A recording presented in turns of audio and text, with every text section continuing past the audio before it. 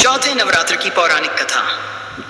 मां कुष्मांडा नवरात्रि का चौथा दिन मां दुर्गा के चतुर्थ स्वरूप मां कुष्मांडा को समर्पित है। संस्कृत में खु का अर्थ है थोड़ा, उष्म का अर्थ है ऊर्जा या तेज और अंड का अर्थ है ब्रह्मांड, अर्थात वह देवी जिनकी मुस्कान से समस्त ब्रह्मांड की रचना हुई वही है मां कुष्मांडा। सृष्टि की रचना पुराणों में वर्णन है कि जब ब्रह्मांड का कोई अस्तित्व नहीं था, केवल चारों ओर अंधकार ही अंधकार था। न समय था, न दिशा, न आकाश। उस शून्य के मध्य केवल आदिशक्ति का तेज विद्यमान था। माता ने सृष्टि निर्माण का विचार किया और अपनी दिव्य मुस्कान बिखेरी।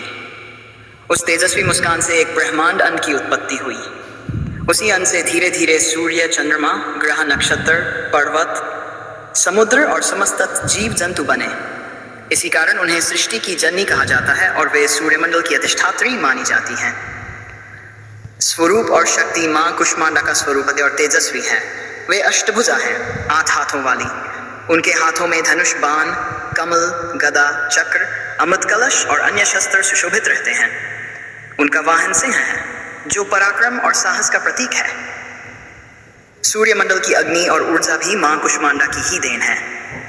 वहां जहां कोई प्राणी रह ही नहीं सकता, वहीं देवी सहज रूप से निवास करती हैं। यही कारण है कि ब्रह्मांड की संपूर्ण ऊर्जा का स्रोत मां कुष्मांडा को माना जाता है। देवताओं की सहायता। एक अन्य कथा के अनुसार जब देवता और असुरों के बीच भयंकर युद्ध हुआ, तब असुरों का बल बढ़ता ही चला गया। असहाय देवताओं ने आदिशक्ति की आराधना की। उनकी प्रार्थना से प्रसन्न होकर मां कुष्मांडा प्रकट हुई।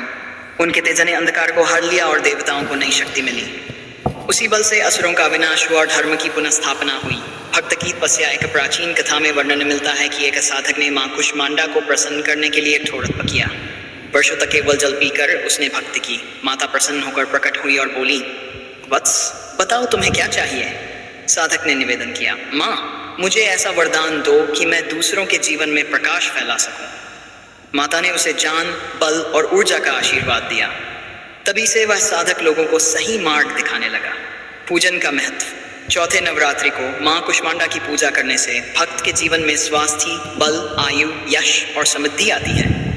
उनकी कृपा से मन का अंधकार मिटता है और जीवन में प्रकाश, ऊर्जा और सकारात्मक